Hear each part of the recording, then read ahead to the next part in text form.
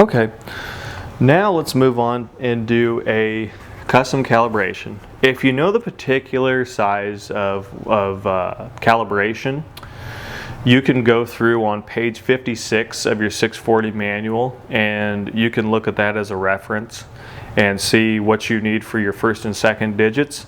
And then also it will have your capacity and increment size for your third digit. And then your fourth digit, you can just leave it at a 0, and then your fifth digit, you can leave it at 0. I'll get into those particular fourth and fifth digits if they're necessary or they apply. As far as that 2 and 8 setup, we only had 4 digits.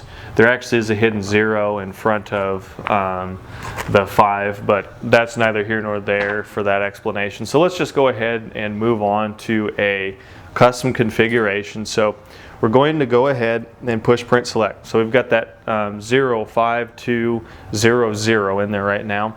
Well, let's say we have, let's say for example we have a 3-bar grain cart and there's a resistor in the junction box.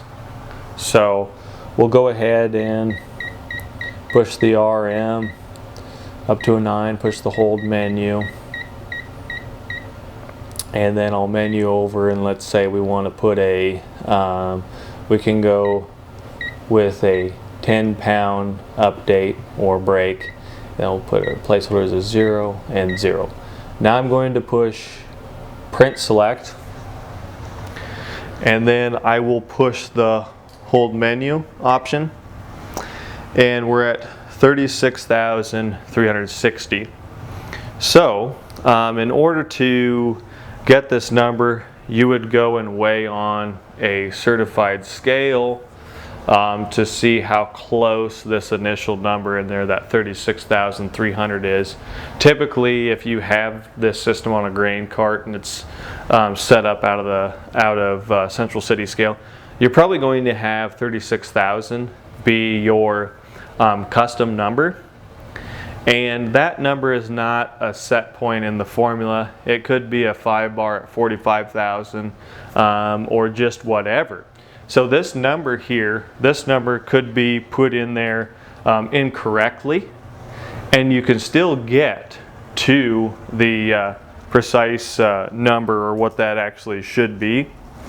So, for example, if you grab your trusty calculator, and for this example, let's say that our actual weight is 60,000, and then our incorrect weight, let's go ahead and divide that 60,000 by our incorrect weight, and let's just use even numbers. Let's say it's 58,000 equals, and there's our decimal factor, so 1.0344. So what we can do with this is we can actually, we're going to take it times that 36,360, which is the number that we have in there right now.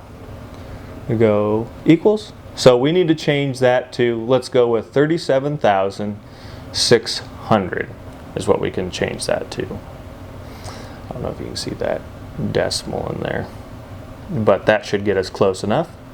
So we'll go ahead and change that calibration.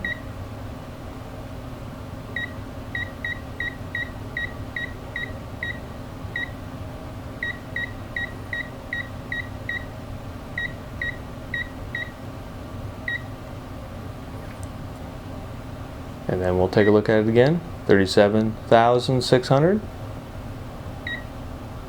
Hit the G in a few times, and we are now calibrated. Alright, we'll move on to some more things in the next video. Thanks for watching.